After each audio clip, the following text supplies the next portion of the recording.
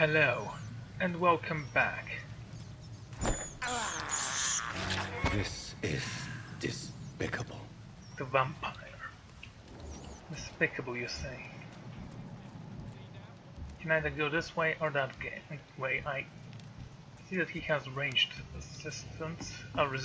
I think I'm gonna try to avoid some of those people.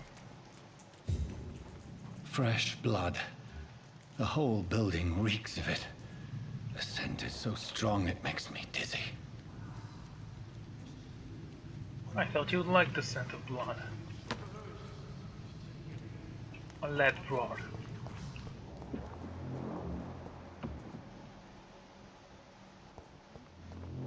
I still have no idea who this man is. Used scythe. Two-handed weapons. Equip a two-handed weapons and press to use it. You know, you never taught me how to equip weapons. I think.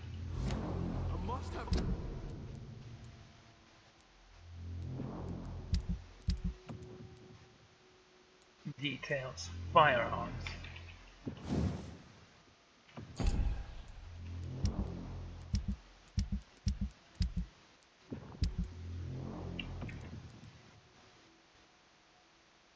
Jason Delonway.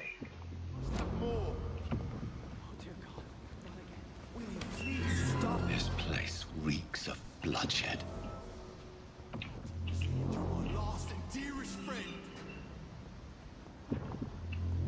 William, my arm. This creature is bedeviled. I must put it down.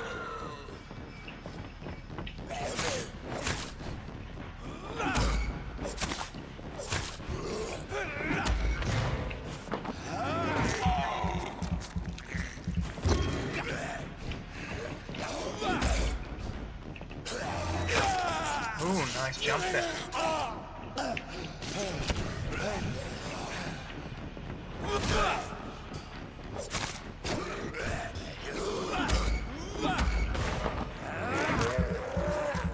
I guess Vampire's blood is just as good as any other.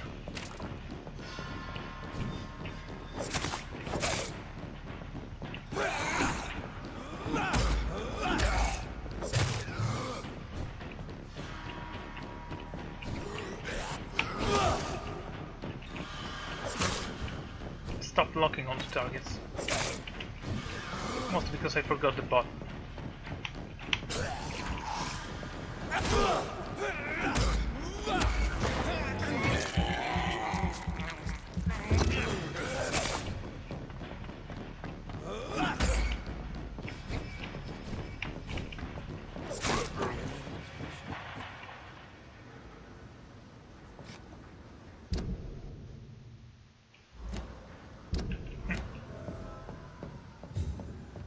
Very interesting.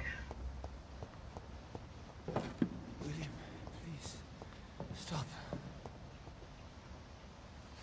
William was an honorable man. I could have saved him. Mr. Hampton, are you in there? I knew him well, another lost soul, a kindred spirit. Sir, listen to the sound of my voice. I'm a doctor. You're suffering from shock. I must return to my flock. They'll stray without me.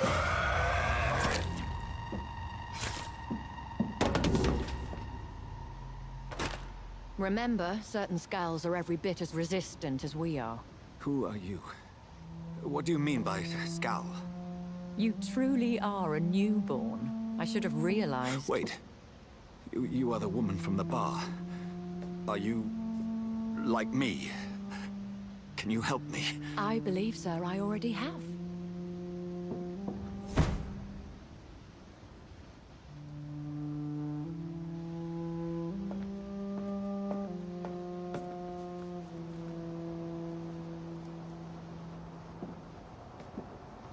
By George and the Saints, you've solved the mystery of these terrible murders. Patience, good fellows, I've come to offer help. Just give me a moment to secure my boat. We can leave this awful place. William was not the evil man they claimed. He was just taken by the thirst. He needed this drink. This man requires medical attention. We'll see he gets to the nearest hospital. No, please, I almost tend to my fault. My flock needs me. There, sir. Go with the good Dr. Swansea. He's resourceful, and I'm sure he'll take good care of you. You'd best come as well. The sun is soon to rise, and you'll need a place to rest. I just need a moment. If I can learn something about what has happened to William, I'll be a step closer to understanding what happened to me. Or the woman could have told you.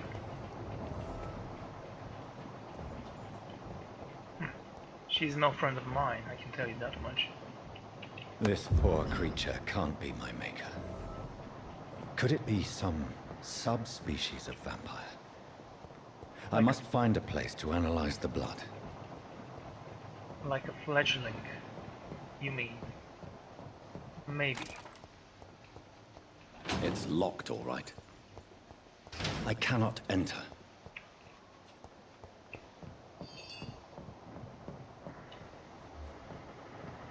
Needs to analyze the blood. Wait, didn't I come from this door? Can I go up there? No. It's locked. It's locked, all right. Can I go from here to there? Apparently not. Well, so I can say that this game had a potential.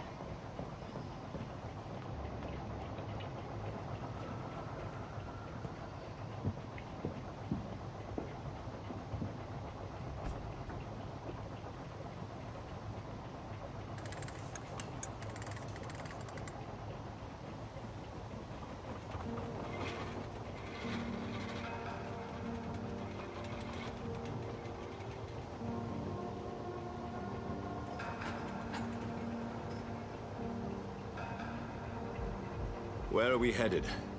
We're on our way to the Pembroke Hospital. It's just across the canal. They'll have a bed for poor Mr. Hampton. William was... What manner of creature was he? Predator, prey, villain, and victim. Who can say? The important thing is that he's been stopped. Duly noted. And the woman? What... Who is she? What woman? Oh, don't play me for a fool. You used me to locate that skull. You must know who she is. And I thought you a gentleman. You shouldn't talk about a lady behind her back, but I will tell you she values her privacy. Were London as peaceful as she appears from the middle of the canal?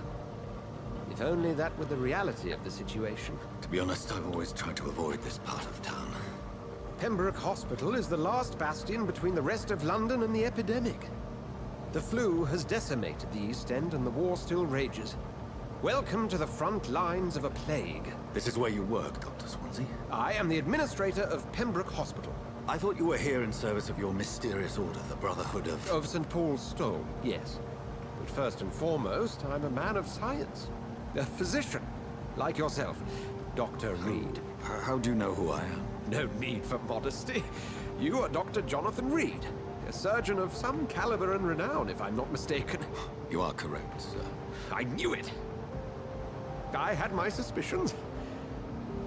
But when you took the blood sample from the corpse of poor William, I was certain.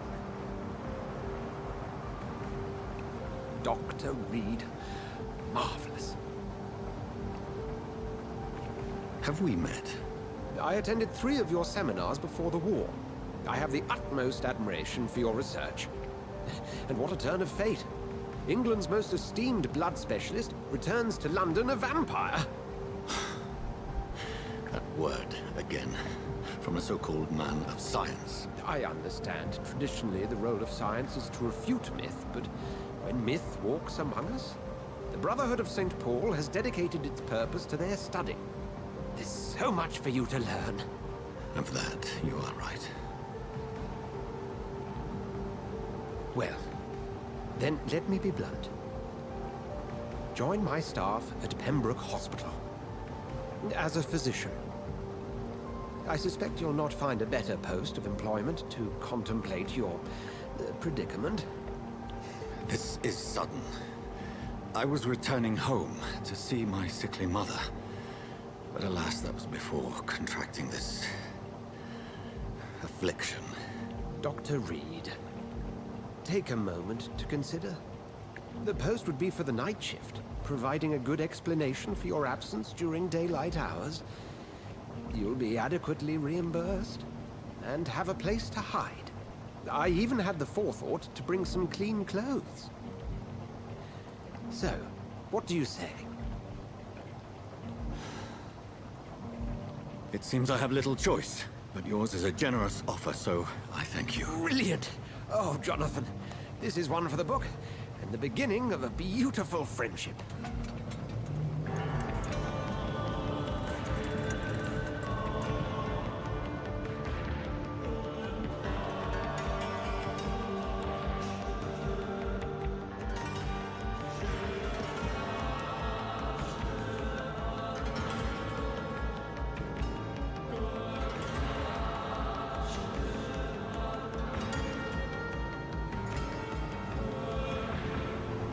Dr. Swansea, thank goodness. I was beginning to be concerned.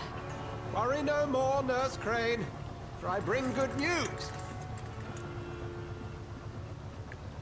Oh, Doctor, what a night. We lost 2 more patients. Nurse Scow said she couldn't take it anymore and resigned. Yes, well, I'll make a new rota in the morning. In the meantime, find a good bed for Mr. Hampton. Be sure to pay attention to his needs. Of course, Doctor. Oh, and Dorothy, Yes, Doctor? Dr. Reed here has just returned from the front. He served King Country and will be joining us here at Pembroke. We're very lucky to have gained a surgeon of his talent, and one so experienced in blood transfusions. That is good news indeed, Doctor. Oh, yes.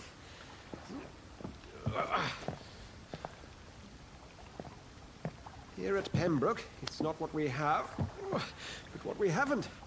It's only thanks to Nurse Crane and the staff that our ship doesn't sink. If you have any questions, just ask her. Duly noted. Thank you. Your assistance is required, Dr. Swansea, immediately. Welcome aboard, Jonathan. We'll catch up after my rounds. Coming, Nurse Crane. I'm coming.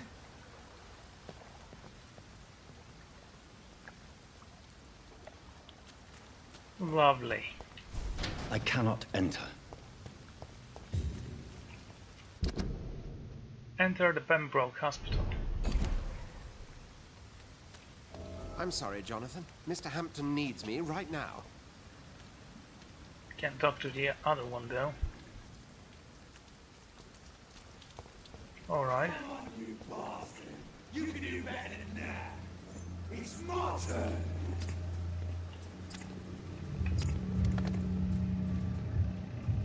Rotten or pristine, each heart contains the secret of life. Drink at this river, try it all.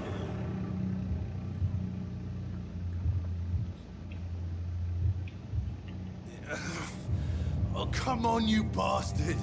I won't bite! Sir, please. You've lost too much blood. Calm yourself. You think I didn't notice? Stop your staring and get me to an hospital, you arse!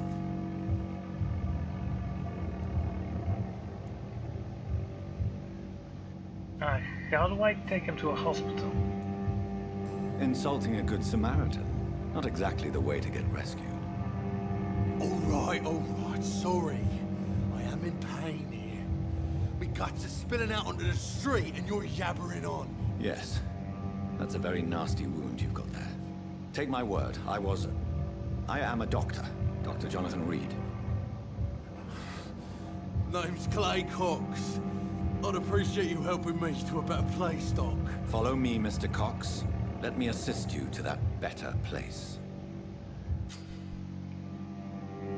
Okay.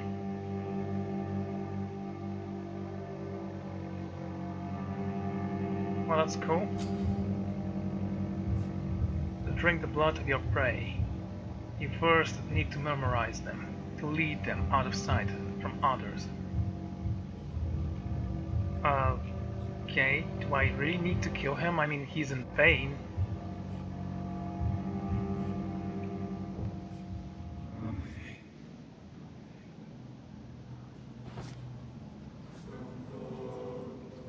Bring this fading light into the shadows. Dance with him the dance of life and death. Okay, let's bring him to the hospital, see what's gonna happen. Or follow the red trail.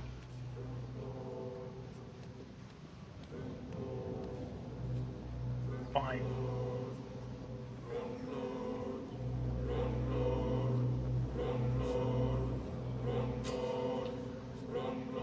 Press to embrace. Or to release him.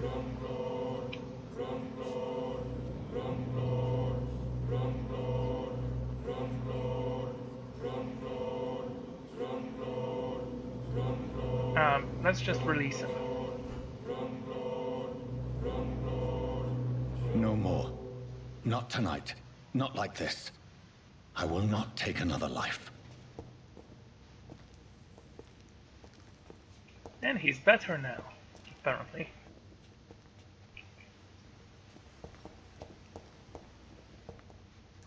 Very well.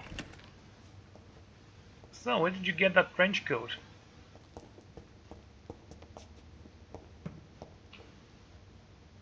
I still have a tie, so that's minus respect for me.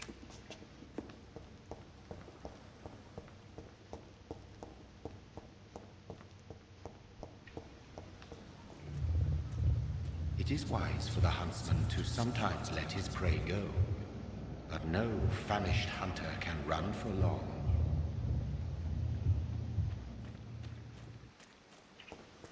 I get that, I just don't care about you, whoever you are.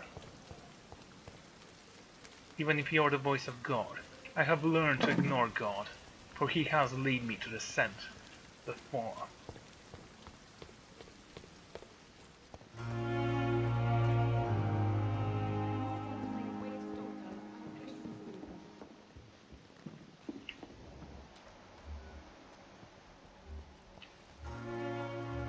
Pretty decent portraits and all.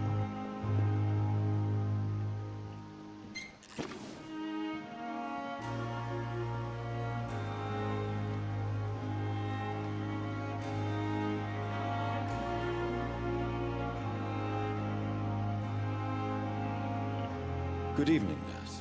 I'm Dr. Jonathan Reed, the new surgeon here at the Pembroke. Dr. Swansea has already told us about you, sir. I'm Nurse Gwyneth Brannigan. Welcome to the Pembroke Hospital. Did he really? It's a good thing I wasn't hoping to keep a low profile. All members of staff have already read about your new blood transfusion technique. Dr. Swansea made sure of that. I see. Well, I'm a little surprised, but I suppose I'll just have to deal with this unexpected notoriety. You must know, blood transfusions are Dr. Swansea's primary subject of research. He is convinced it is the future. How has life treated you?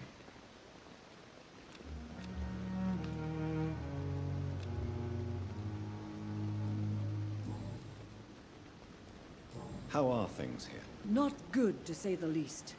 We're struggling against an invisible enemy, more lethal than any bullet from a gun. It's hard, Doctor.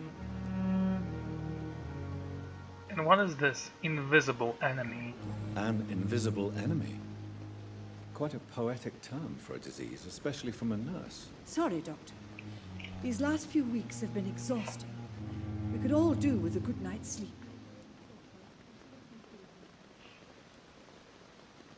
Do you think this hospital can survive the epidemic? We are all volunteers here, and we're trying to hold fast, but how do we beat an invisible killer? Some nurses have already resigned. Oh, good for them. Tell me about the staff. I'm not familiar with all the staff yet. Perhaps you could help me. Brilliant professionals, most of them. Dr. Swansea has a gift for recruiting talent. Most of them. Is there a problem I should know about, nurse? It would be inappropriate for me to speak ill of a colleague. Please, by all means, speak up. Nurse Brannigan, if you do know something, please tell me. Anything you say will be held in confidence. No.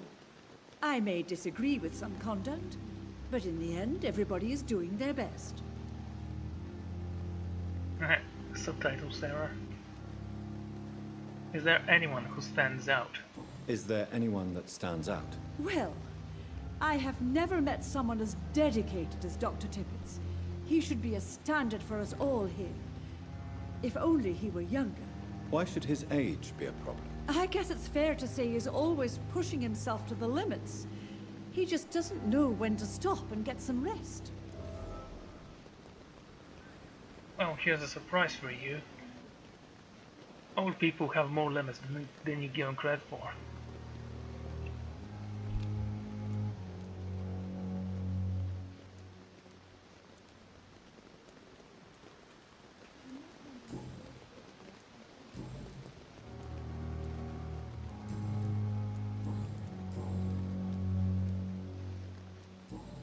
Okay. Goodbye, nurse. Call me if you need assistance.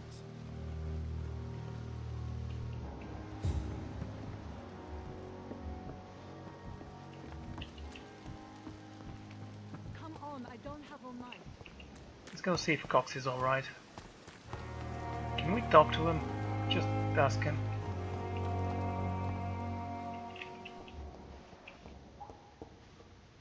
Whoa, I feel giddy. Did I black out? So I can't actually talk to him again. Such a pity.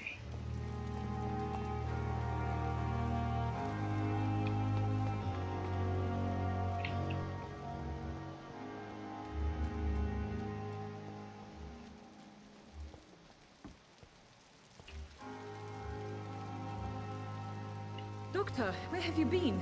I've little time to play hide and seek with new staff members, no matter how illustrious they may be. I found a wounded man by the docks. He answers to the name of Clay Cox. He requires urgent medical attention. Already making the rounds? That's the Pembroke spirit. I'll ask our porter, Milton, to bring him back immediately. Thank you, nurse. What can I do for you? Dr. Swansea insisted we provide you a quiet office.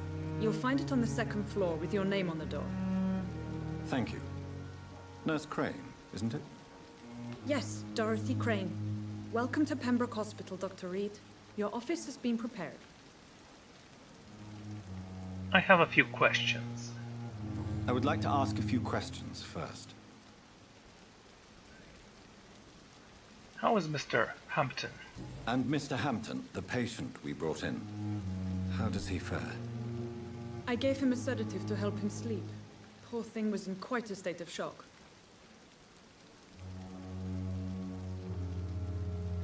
What can you tell me about Dr. Swansea? What kind of man is Dr. Swansea? Well, you accepted the job from him. I thought you would have known about your employer. He knows me more than I know him. It's right to assume Dr. Swansea knows far more about me than I do about him. You'll get to know him soon enough, and better than me. The administrator has better things to do than mix with us. Lowborns. Well, I just met him. Apologies, I've only just met him the once. This is sudden. I've only just returned to England. Dr. Swansea is a brilliant surgeon and the most compassionate physician. So I have to ask this. Okay. Where is my room? If you could point me in the direction of my room again, nurse. Second floor of the hospital, left after the stairs. It's the last vacant office at the end of the corridor. Thank you. Thank you, Nurse Crane.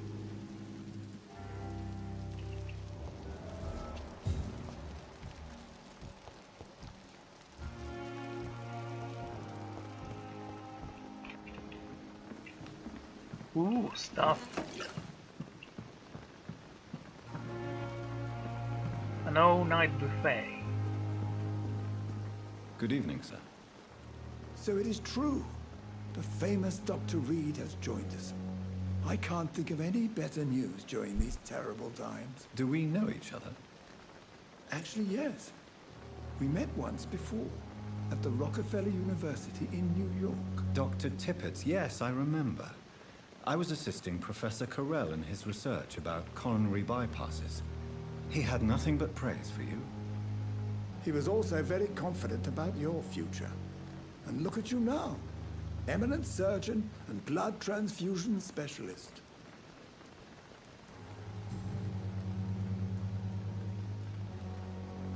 What's the situation here? What is the Pembroke Hospital situation? And please, speak freely. This hospital is not exactly the best of London. I'm sure you are used to working in a better environment. People are more important. It's more than enough. In any case, the personnel of a hospital are much more important to me than the building. Don't be misled by appearances, Dr. Reed. This hospital does not lack talented people. It just lacks hope. Tell me about the staff. What can you tell me about the staff in the hospital? Some are really good, and others are not so good. But during this troubled period, there is no time for slander. I prefer to focus on the positive character traits. Oh, please, tell me about the positive characters. Tell me more about cherished people, then. Nurse Brannigan is a pearl. She is the most helpful and dedicated nurse I've ever worked with. A clever and cheerful woman. You really seem to admire her skills. I'll go even further. If she was a man, she would be a damn fine practitioner. Oh, sexism. Any opinion about the management? I don't always agree with Dr. Swansea's reserve, but I must admit he does all he can to keep this facility running during this crisis. Ah, yes, the burden of command. I was fed up with this concept while serving as a medical officer. Don't get me wrong. Swansea's a good administrator. I just wish he would get out of his office down again. You're exhausting yourself, Corcoran. Maybe you should think about preserving your strength. No. We must keep on healing all those poor souls. We are the last rampart before chaos. Once more, unto the breach.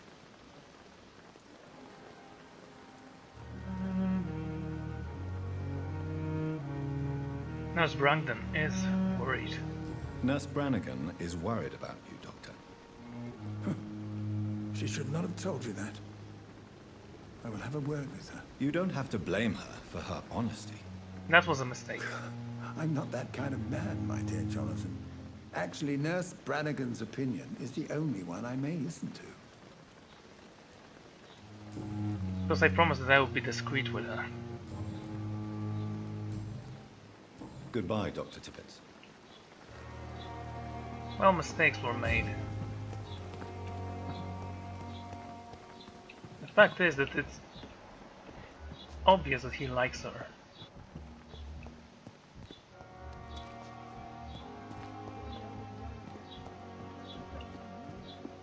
Okay, there are so many people here. Dr. Swansea is right. This place seems perfect to conduct my research.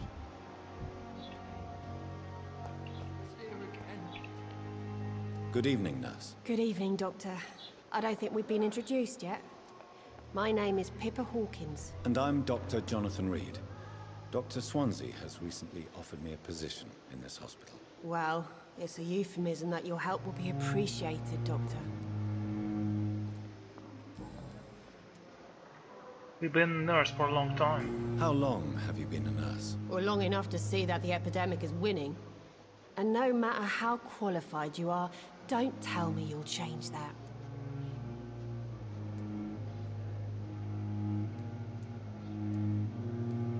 You'd be surprised what dedication can achieve, Nurse Hawkins. In medicine, sometimes we're just a test result away from a miracle. Sorry, Doctor. I don't want to sound bitter, but I'm just too tired to give a pep talk like Nurse Brannigan. Oh, aren't you just adorable? How is the staff coping? How is the Pembroke staff coping with the epidemic? Well, not well. Milton, the ambulance driver, is even more grumpy than usual, especially concerning doctors. And he is grumpy, eh? Why is Milton grumpy on a daily basis? Is it just an act? Milton's not the kind of man who's bothered about a bad reputation, whether he deserved it or not. Why does Milton dislike doctors? I don't know. Just ask him. But be warned. Milton is not the chatty type. Of course he's not. How's the situation here? How would you describe the situation at the Pembroke Hospital? It's serious. The flu is wreaking havoc amongst the staff and patients. We are running out of everything. The Spanish flu won't last forever. Nurse Hawkins, the Spanish flu won't last forever. Even the Black Plague didn't kill everyone. I wish I could believe you. But what if this epidemic was worse? What if in the end, nobody was spared? Get a grip, woman. You must get a hold of yourself, nurse. Sorry, I'm exhausted. No one has any idea when this epidemic will be over. Oh, I can look it up if you want.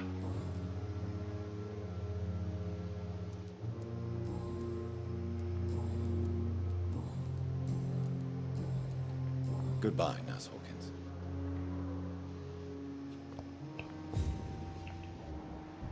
Okay, let's talk to those guys. Good evening, miss. I'm Dr. Reed, the new surgeon at the Pembroke Hospital. And who are you? Your name has no meaning to me, mortal. You're nothing but dust blown by the winds of eternity. I beg your pardon? What are you begging for, mortal? My clemency? Well, tonight maybe I'm inclined to mercy. You'll never forget the night you met Thelma Howcroft. You keep calling me mortal. Why is that? And if I'm mortal, what are you? Well, Dr. Reed, if you must know, I'm a vampire. Obviously, you're delusional. There's no such thing. And why do you believe you're a vampire? I don't need to believe anything. It is what I am. It is what I feel within this hollow shell of flesh. And tell me, how do you feel right now? Please, describe to me how you feel. What is it like to be a vampire? I can hear my body crumble from the inside as my flesh cracks and fades. I sense the last pulse of postulant blood within my drying veins. I need new blood. That is actually something dialysis may provide. I see. Have you ever heard of Cotard syndrome, Miss Howcroft? Never. It's a mental illness discovered by a French neurologist named Jules Cotard. The affected patients are delusional. They believe that they are putrefying, that they are dead, a ghost or a ghoul, or in your case, a vampire. Delusional, you say? Oh, sad and petty mortal. You can't even begin to understand the concept of immortality. And you think it is I who am delusional. Okay. I don't know what that means.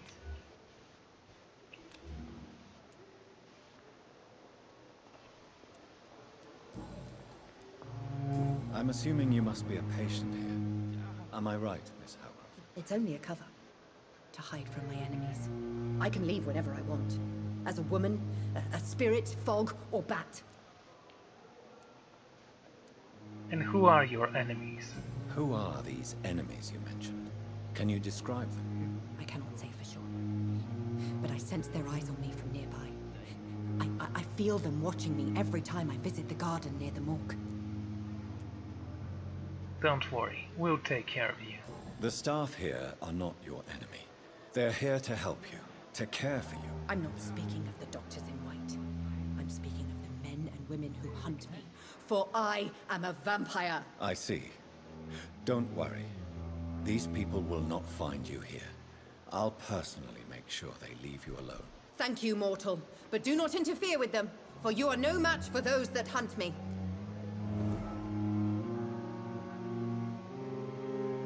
Wrong target. New investigation.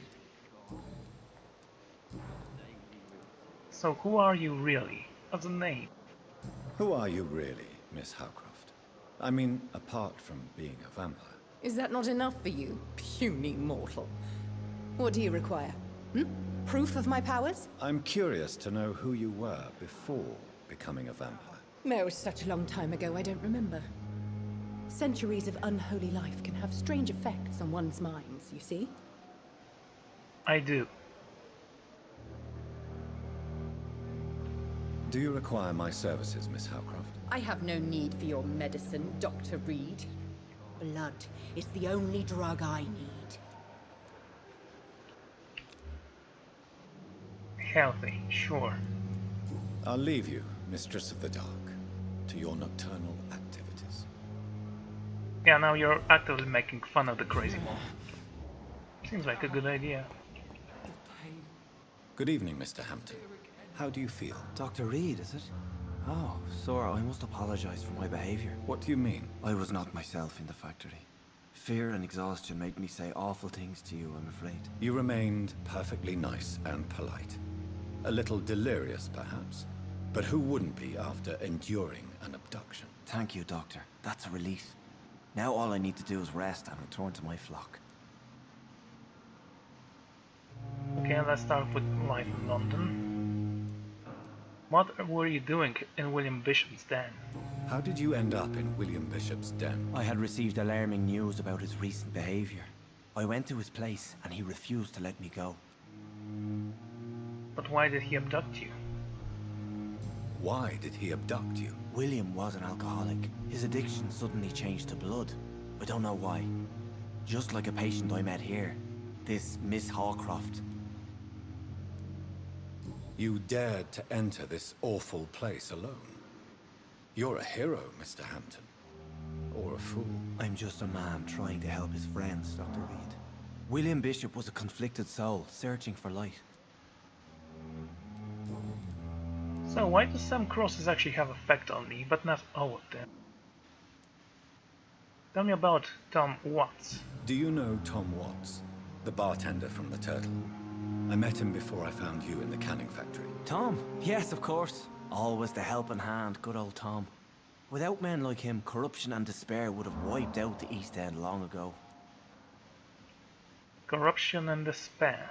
Who should I avoid in this part of town, then? Any particularly evil figures? Not really.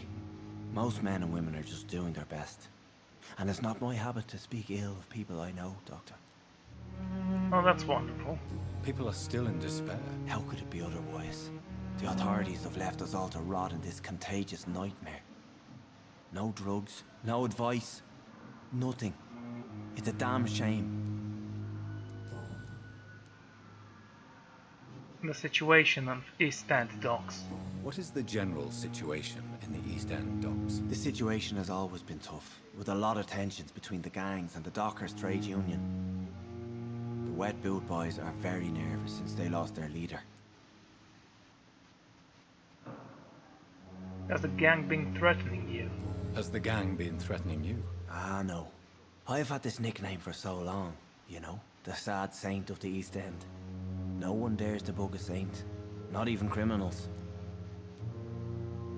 And who leads the gang now?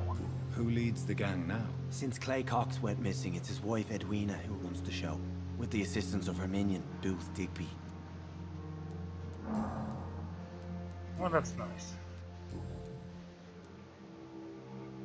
Made any friends since you arrived? Have you made friends since you arrived? Not really, but I recognize Miss Harriet Jones. I knew her when she lived by the docks. That poor woman had such a miserable life. You never came to see her here at Pembroke? Receiving visits when sick can be an important part of the healing process, you know. We're not just bodies. You're preaching to the converted now, Doctor. To be truly honest, I thought she was dead. She left the docks many months ago.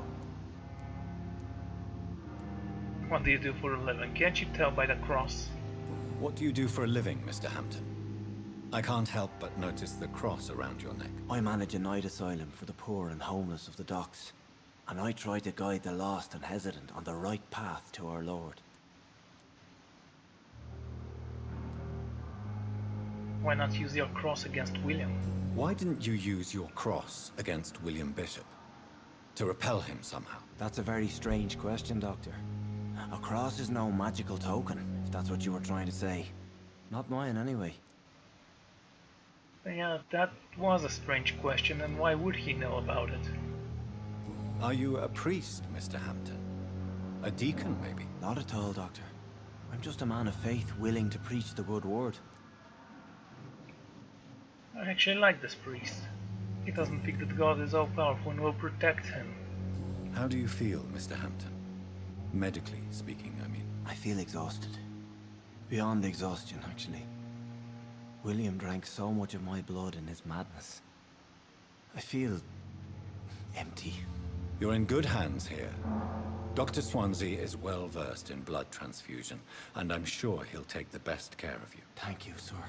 I believe all I need is rest. And then I can go back to the people who need me. Right.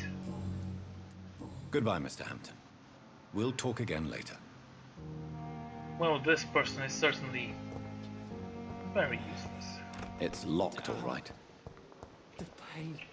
What do we know about you, sir? Good evening, sir. Can I help you? Unless you're here to fix my face. No. I don't think you can help me. I'm Dr. Reed. I've recently taken the position of head surgeon here. War injuries, am I right? You guessed right, Doctor. German shell took my pretty little mug right off. But they still call me Thomas Elwood. Okay. How is your stay with us, Mr. Elwood? Oh, it's bliss. I just escaped death in the trenches to be surrounded again by the moans of the dying. Can I ask you precisely why you're a patient here? It's the pain, sir. The drugs don't work. It just hurts under the scars, if you get my drift. Is there anything I can do for you, sir? Can I do anything for your pain? Nurses gave me a bunch of pills. No effect. Told you.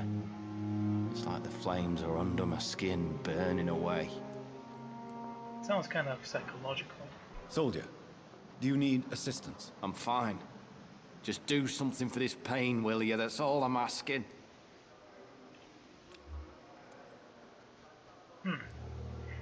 So that's interesting. How do I make medicine?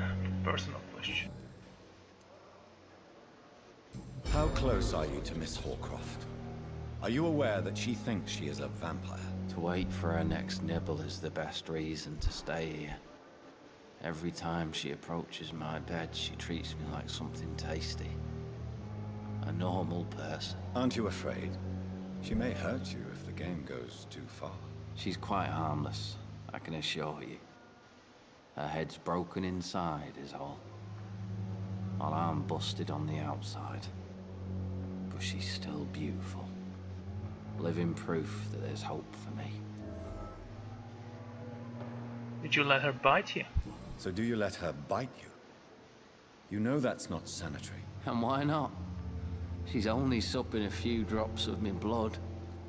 And the pain, it's real for once. She could decide to bite less willing patients. Then it's another good reason for me to stay here, Doctor. But she is mentally disturbed. You do realize she's mentally disturbed. It's called the Cotard syndrome. She truly believes she's a vampire. In her madness, she never refers to my scars. And frankly, if I could, I'd join her world. It seems much more fun than the real one. Fun guy, aren't you? Did you serve for long? Where were you stationed, sir? Did you serve for long? I really don't want to talk about all this shit. No offense. I was pushing too much. I served in France myself. I just wanted to know what happened to you. You were an officer, weren't you? Then I doubt we fought the same war, sir. No offense. None taken.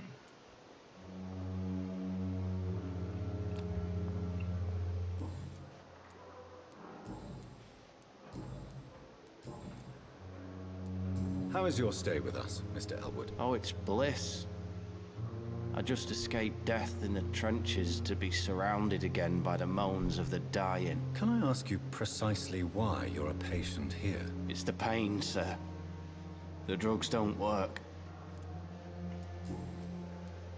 How is your stay with... Oh, it's... Can I ask... It's the pain. Who is treating you? Is someone in particular looking after your case? Nobody since the old and tired doctor spoke to me. Started to think I was forgotten about. Wouldn't blame you. You don't seem worried by that. My face hurts so much more when I smile or cry. I've learned it's easier not to speak. But be assured I'm smiling inside. Well, I'm not going to cry for you. You won the war after all. Goodbye for now, Mr. Elwood. Damn. The pain. There again. Okay, who should we speak with again? Ah. Is that the insane woman? Yep. Good evening, sir. I'm Dr. Jonathan Reed. I'm new here. I've already heard about you, Dr. Reed. I'm Milton Hooks, the ambulance driver for this shithole of a hospital. That's quite a blunt introduction, Mr. Hooks. You can call me Milton. I like to speak my mind, Dr. Reed. Perk of the job. Don't judge me, and I won't judge you. I'm not sure I understand what you're talking about. Well, I'm no doctor, but I'm pretty sure a gun can't be used as a surgical instrument. You have a keen eye. I learned to shoot during the war, and have carried one ever since. Old habits die hard. No need to explain, Dr. Reed. And if you ever need a better gun, remember, I may have something for you. Oh, so we can trade. Let's see what you have. I'd like to see your goods. Wise choice, Dr. Reed. A reliable gun is what everybody needs these days. He's an ambulance driver, because he has weapons of mass destruction. He hasn't researched nukes yet. Good evening, Milton. Good evening, Doctor. Still trying...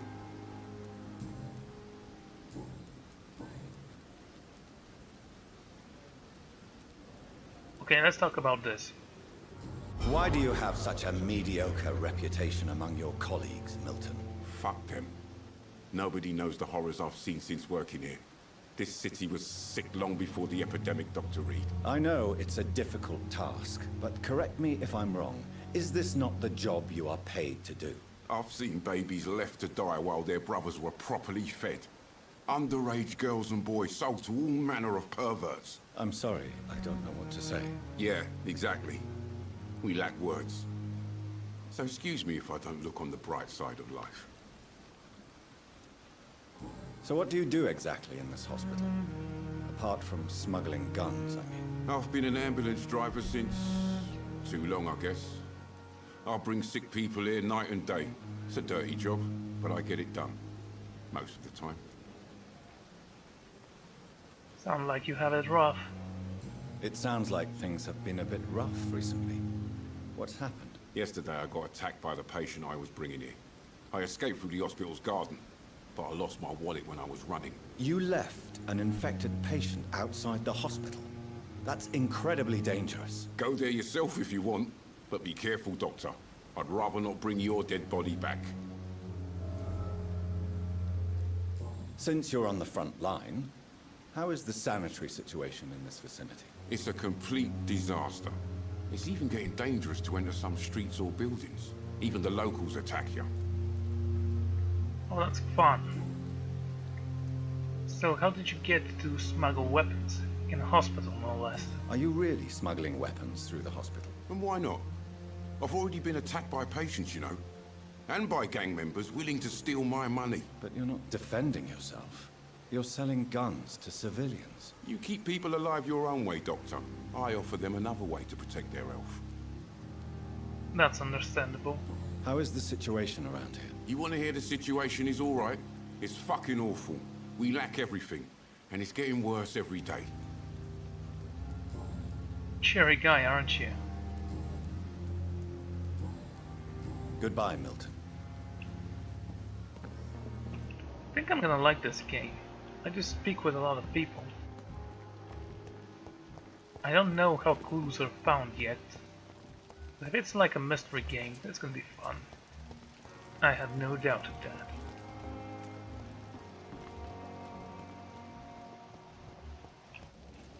So let's take a look at the map right now.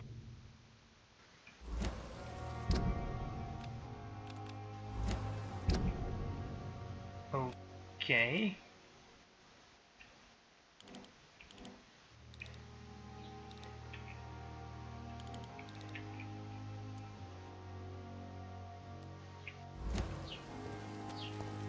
Well, the game is a little bit more open world than before, I assume. After the prologue, after all, it needs a prologue to learn the game, right? I know we are overwhelmed.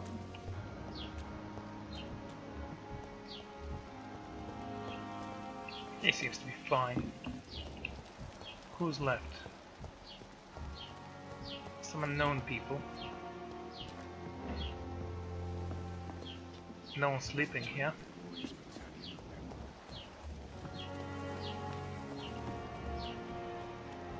Hello. I don't believe I've spoken to you yet. Sean Hampton, we spoke with you. Yes, we have. Okay.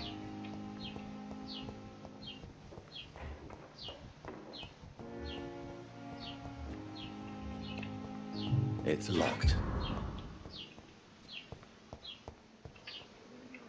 Damn it. Go away too quickly.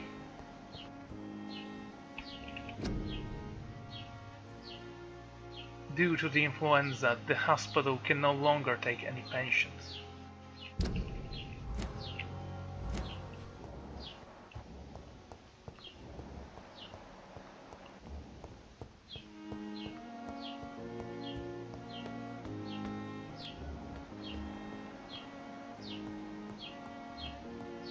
Okay, that's the second floor.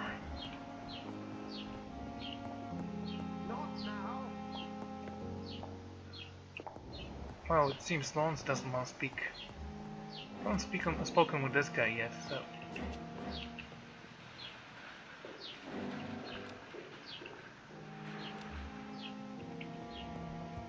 Let's go back down and see if we can talk to him. Damn it. The mouse sensitivity is kinda weird.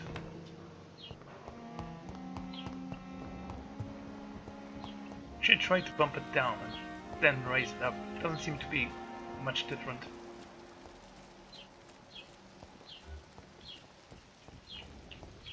So, where is this man?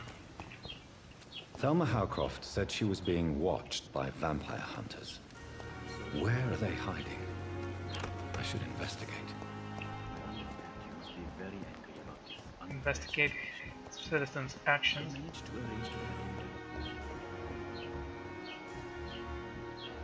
Haven't spoken with those guys yet, so let's try that. And you are? Good evening, sir. I'm Dr. Reed. May I help you? I don't know if a third opinion is needed. Your colleagues are already arguing about my condition. I see. Would you mind telling me more about your situation? I'm Harvey Fiddick. All I want is to get me bloody arm fixed properly. Tell me about the doctors who are arguing about your case. Strickland and Aykroyd. They both want the best for me, but there's a lot of pride there. Doctors are no different from carpenters, it seems. What do you mean? I often had professional arguments with rivals on a building site. Difference is I disagreed about wooden nails, not flesh and bones. What can you tell me about the hospital? What do you feel? Are you satisfied with your treatment here? Well, it's clear that I've chosen a bad time to be injured. Forgive my bluntness, but you seem overwhelmed by cases of the flu. I won't lie to you about it. I'm afraid we are. Are you sure you don't want to operate yourself, Dr. Reed? I have the feeling you're very capable. And your colleagues seem to think so too. In other circumstances, you would be right. But for now, I don't think I can take on the responsibility. My apologies. Tell me about yourself, Mr. Fiddick. I'm just a regular guy waiting to get his arm fixed, so I can return to work and to my family. I was more curious about what you were doing before being hospitalized. I'm a carpenter, and a good one too. But that means I need both arms to feed my family, Dr. Reed. Okay. At least he's honest.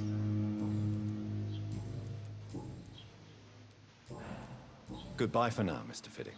I'll see you later. Maybe a bit arrogant.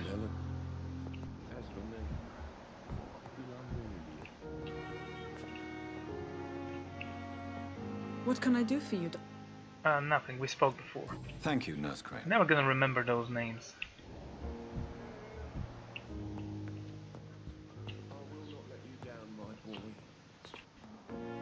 guess I can't talk to you, can I? Good evening, madam. Can I help you? It's my son who needs you, sir. I'm Dr. Jonathan Reed.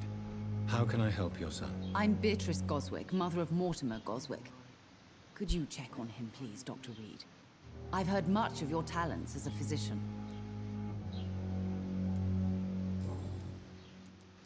Okay. What can you tell me about yourself, Mrs. Goswick? Not much to say. Just take care of my Mortimer and I'll cover all the expenses. That's all that matters.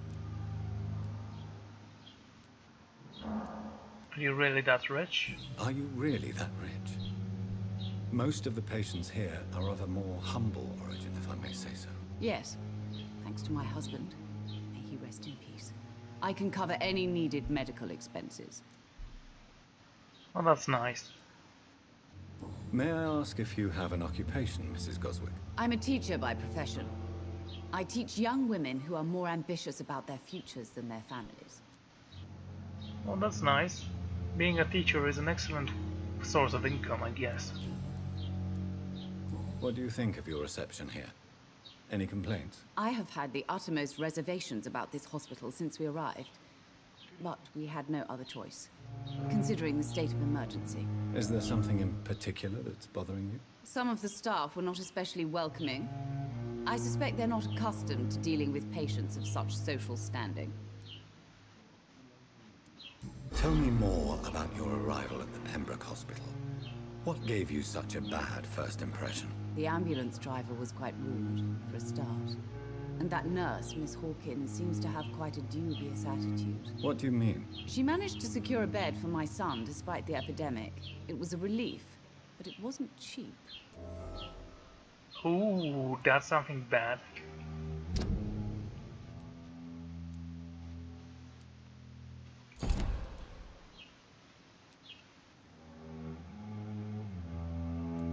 I share your concern, Mrs. Goswick. Be sure that I'll talk to the people involved. I don't expect compensation, Dr. Reed. But I'm aware such behavior would not be tolerated in other hospitals. She charged you for a bed? Yes, and I paid without question, considering the urgency of the situation. Well, that's nice. Just like modern day medicine. Goodbye, Mrs. Goswick. Sure, it's the nation that pays for it, right? That's why we have insurances. Unspoken with you, I guess. Good evening, Doctor. I believe we're going to be working together. Dr. Reed. Dr. Swansea informed us of your arrival, but I could not dare to believe we'd have such good fortune. Such an honor, sir. Thank you. And you are? I am Thoreau Strickland, Dr. Thoreau Strickland. I'm a great admirer of your work, Dr. Reed. Well, that's very nice. Tell me about your life in London. What can you tell me about the Pembroke? Well, it has always been an honor to work with Dr. Swansea. But with your arrival, I can't think of a better opportunity to learn about blood transfusion. Do you need my help? Do you need help with anything in particular? Well, yes, maybe. I'm waiting for a batch of products I ordered for my personal research, yet my supplier seems to have vanished. Do you want me to play the errand boy for you? Oh no, Dr. Reed. But if you went personally to his shop, what with your reputation and all, he wouldn't dare to refuse the products I need. I see. Well, give me the address, for I may pass by if I have time. You seem quite optimistic. It's a rare and precious attitude in these difficult times. I'm convinced that this epidemic is a test of endurance and dedication for us men of science. Questions remain about our capacity to resolve the situation. True, true.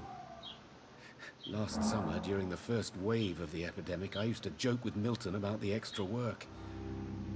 We're not smiling now. Okay. Do you need my medical attention, dear colleague? You don't have to worry about me, Dr. Reed. I am here to assist you, not to be a burden.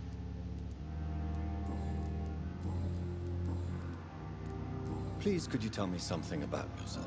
I'm a great admirer of your work concerning blood transfusion, Dr. Reed. I run my own experiments. I'm convinced it's the future. What made you choose to be a doctor? I'm not ashamed to admit you and your work have inspired me. I am honored to have the opportunity to work by your side.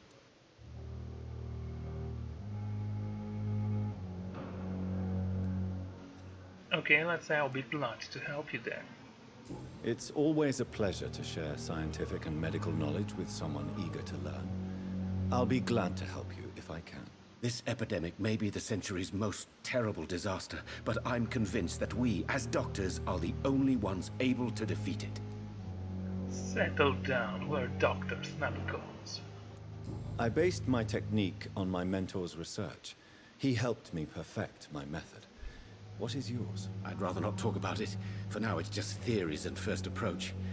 My process is purely experimental and unsuccessful. As long as you're cautious and methodical, you may remain empty-handed, but you won't fail. You're not the first one to warn me, but I am convinced knowledge is the main weapon against the ravages of this epidemic. Well, you seem like an evil person, so I assume that you're experimenting with the patients here. What can you tell? Well, it has always been an honor to work with Dr. Swansea.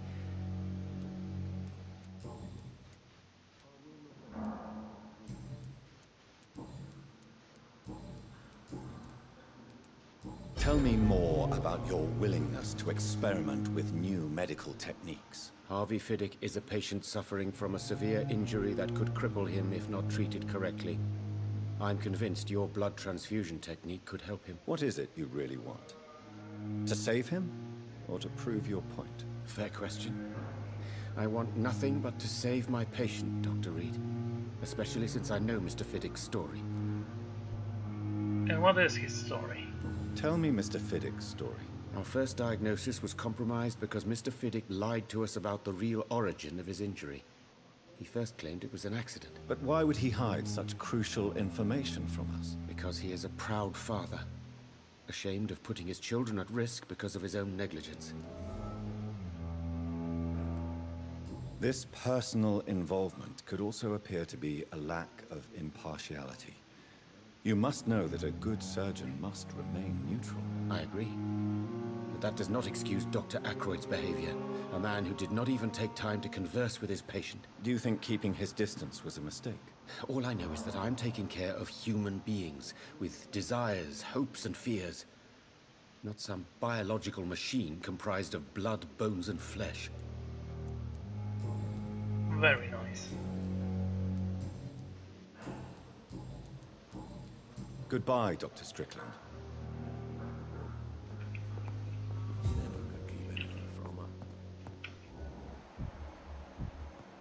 Okay, let's talk to Mr. Fiddick.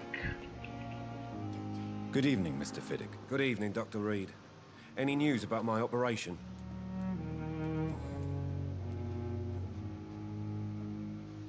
Tell me about your injury, Harvey. Why do you feel so guilty about it? My wife died because of me. And now I may lose everything because I've been careless enough to hurt myself. What an arsehole.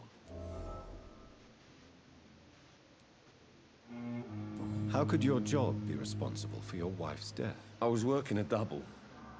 She went out to bring me a hot meal and got caught in a German bomb raid. Oh yeah, that's obviously your fault. You can't hold yourself responsible for your injury, Mr. Fiddick. Unless you tried to hurt yourself. Of course I didn't hurt myself. But I can't work until my arm is fixed. My children need to eat, Doctor. Tell me more about the death of your wife, Harvey. 1915. I was in the army. Building workshops for the Royal Flying Corps. Helen was happy I wasn't sent to the front. What happened? The Germans sent Zeppelins to bomb the construction site, but they missed their target. My wife was bringing my dinner when the bombs fell. How are your children after losing their mother? They were smaller then. The only good thing about this is my Helen didn't bring them with her that night. I would like to say that she didn't suffer. Truth is, I have no idea. I just know that I'm all that me kids have. Poor little bleeders. I'm sorry for your loss. So many died during the bombings. I served in France and witnessed the carnage there. I would like to say... Okay. Goodbye for now, Mr. Fiddick. I'll see you later. Been an hour since I started talking to those guys. As for me, what a blundering idiot.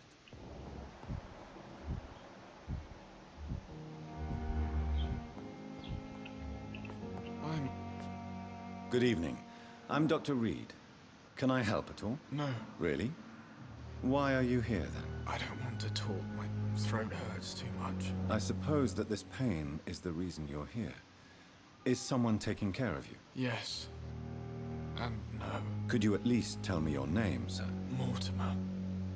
Mortimer Goswick.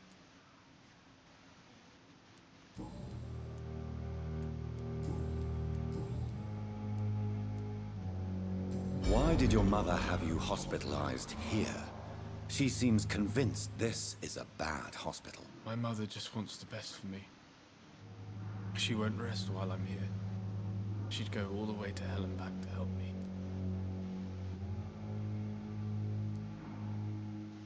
Pembroke Hospital may look unorthodox, but rest assured you're in good hands here. It's not me you have to convince, Dr. Reed.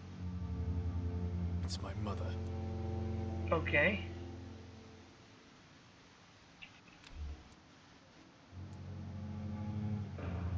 Treatment for fatigue.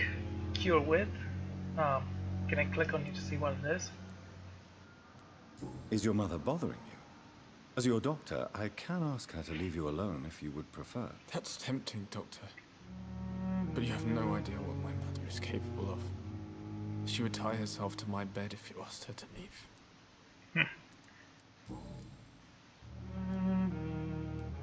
How painful is your throat, Mr. Goswick? So painful I'd rather not talk at all, Doctor. Fine, I'll be back when I have the cure. What was it again? Treatment for fatigue. I have to go now, sir. But don't hesitate to contact me if you need any help. Good evening, sir. Doctor. My sweet girl.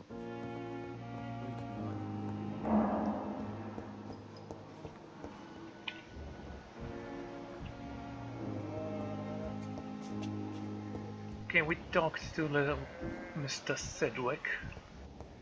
Or Sidlun, whatever. Strickland. Because taking the time to read his name is difficult, you know. Anyway, I have an office on the upper floor. Hello. Let's go to my office. Fix me properly. A month? A year? You have the right to disapprove of our methods, and you will kindly apologize when you're feeling better. It's kind of a maze, this hospital with... So, second floor you said? It had my name on the door? Because you guys work fast. Why not treating people?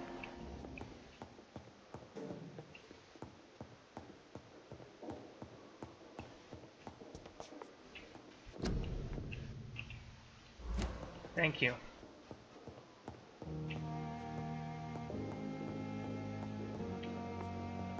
This door cannot even be opened.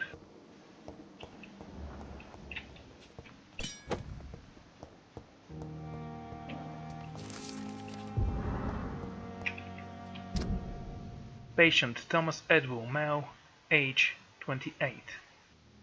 Followed by Dr. Tippett, status convalescence. Date of admission September the 16th. Date of release to be determined. This patient's face has been heavily burned and disfigured by a bomb during the war. Even with the use of strongest sedatives, he affirms to regularly endure severe pain from the wounds, as if the flamers are still burning under his skin, he says. Examination of the cicatrized tissue shows no trace of inflammation, infection, or swelling. Scars are clean. Could it be a case of persisting nerve damage? A patient never ceases to blame himself for disfiguration. Could it be the case of guilt of the survivor? Phantom pain manifesting as a punishment for not dying with his comrades. Yeah, I have a feeling he needs to die. I mean, he wants to die.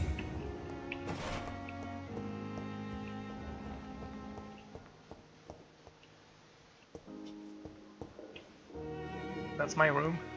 I'll go in there in a moment. Never actually found this guy. Again, we should go down. Can I place a marker on him somehow? No.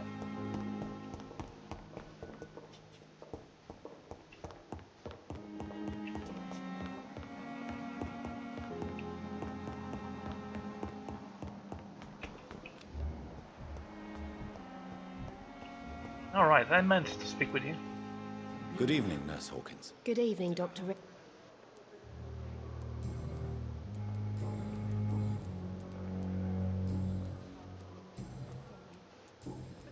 Didn't we talk about this?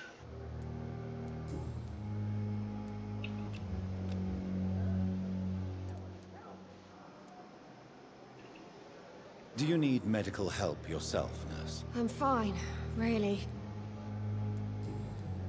Okay, it's not a personal question.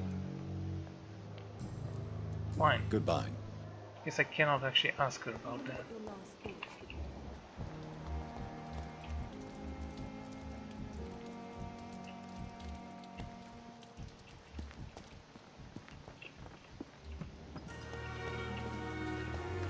Wait, I think we spoke with you. We did.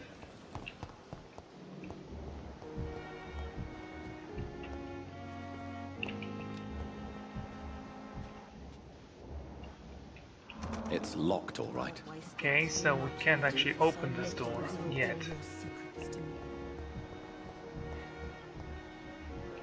I need to speak with that doctor. It's the only one I haven't spoken to yet.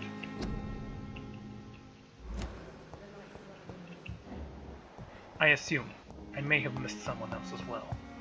I understand you must be very angry about this unfair situation. I managed to arrange to have you buried in the same mass grave as your I wife. cannot enter. Well, great.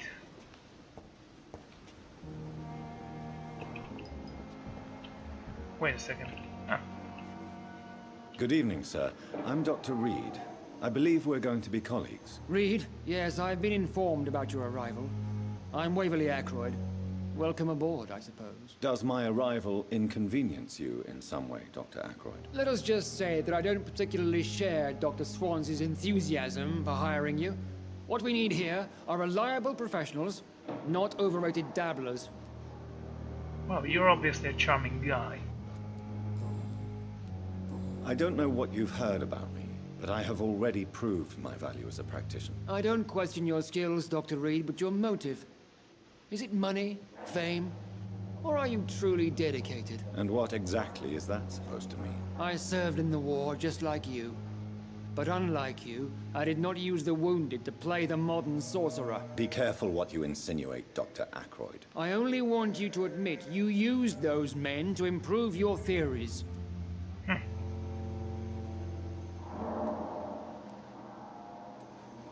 I don't see any reason why I should justify my actions to you. That's true, Dr. Reed.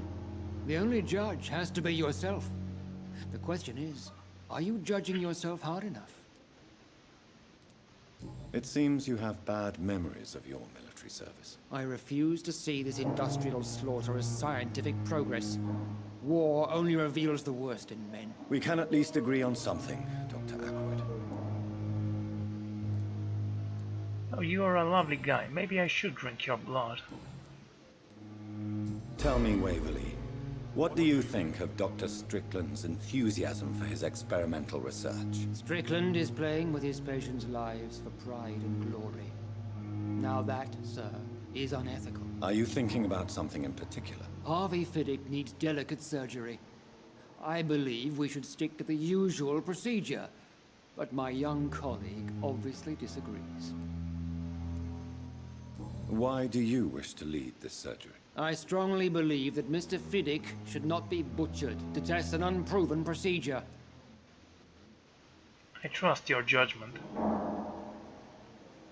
I really hope you're right about this, Dr. Ackroyd. I'm trusting your judgment on this. I'm not the kind of man who runs away from his responsibilities, Dr. Reed. There is no need for you to be looking over my shoulder. And are you not afraid that your rivalry with Strickland may be blinding you? Rivalry? I guess you could call it that. But I will never be childish enough to let my personal feelings affect my judgment. Great. Since your tenure in this hospital is longer than mine, perhaps you can tell me more about this place. Let's just say I'm tired of the carelessness around me. I have always respected the skills of Dr. Swansea, but over time his enthusiasm has become displaced. Carelessness? Exactly what are you talking about? We're here to save lives. The people who trust us are not volunteering for experimentation. They're here to be healed. I don't intend to run any radical experiments, Doctor. Even if I, as any good practitioner should, express an interest in pushing the boundaries of medical research. Modern medical methods were created through audacity and ego. But there are rules in our line of work, and they're here to protect our patients.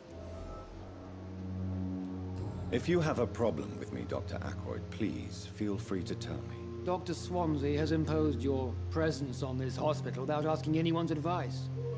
The benefit of his position. But I don't agree with it. I know we've never met before, but I believe this hospital could use all the help it can get. You will agree with that, I'm sure. Oh, but I have heard about you, Dr. Reed. Of course, you can't say the same about me, since I have not wasted my time courting the press.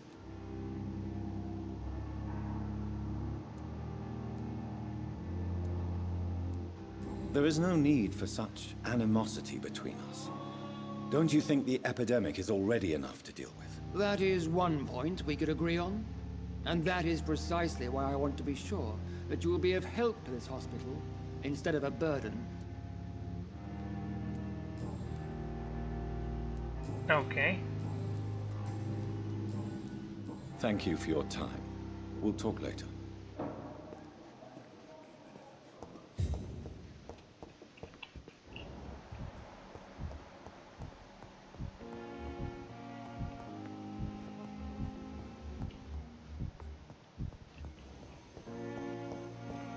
Very well.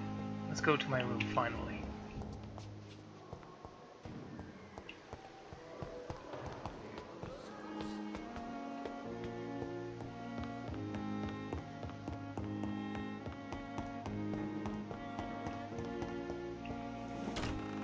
This must be the place.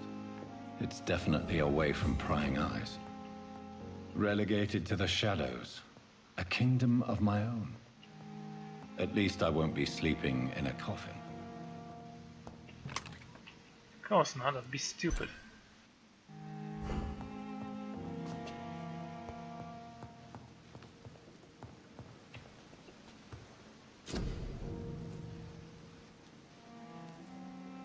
Okay, we can analyze that in a moment.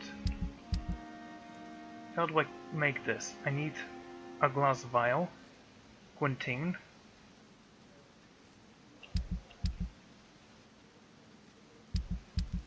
First you need to analyze the components you found to unlock new recipes.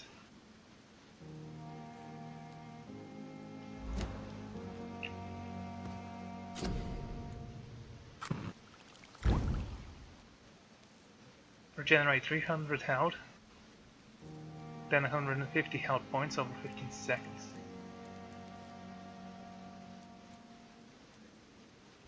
William Bishop's blood is much more unstable than human blood, and the sun is about to rise.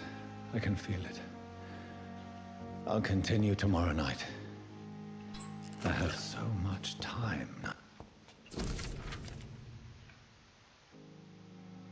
Article on Ekans. In a rare opportunity, and most a privilege to approach a vampire to observe their most intriguing physical and physiological traits with a scientific and rational eye. Here are some of the most fascinating abilities I've personally observed over the last 10 years while interviewing a few vampires, or Ekon, as they prefer to call themselves. Why call themselves Econs? Supernatural speed. A vampire can act and move like a mortal in all his actions, but the trained eye will spot that they have the keenest sense and can react quicker than any mortal. On a few occasions, alarm, surprise, necessity to flee, I have seen a vampire move so quickly it is almost as if he had vanished just to reappear somewhere else. The human eye cannot follow their movement when they act so quickly, but it is not a teleport or dematerialization. It is only a supernatural speed. For me, it's a cat-like attribute, which allows them to run, dodge, or jump longer and faster than us. I also notice that such speed seems to exhaust them, and that they are bound to physical limitations.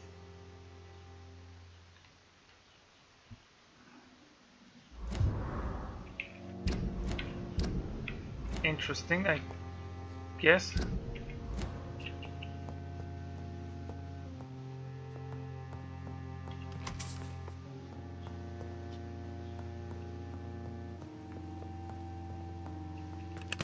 Yeah, nothing here.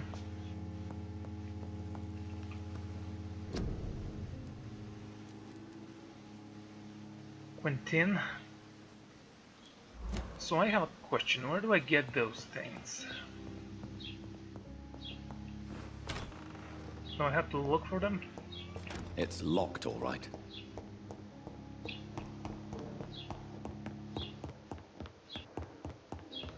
Can I trade with the gun smuggler on those things?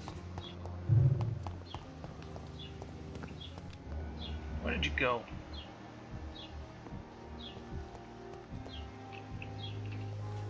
Good evening, Milton. Good evening, Doctor. Still... I'd like to see your goods. Wise choice, Dr. Rick. Grace, aluminium shard. And powder. No.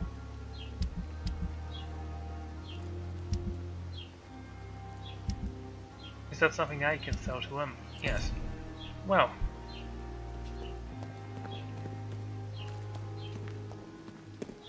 Honestly, seems like a waste of my time. Anyway, I think I'm going to end this episode here, so thank you all for joining me, and I'm gonna see you all next time. Goodbye.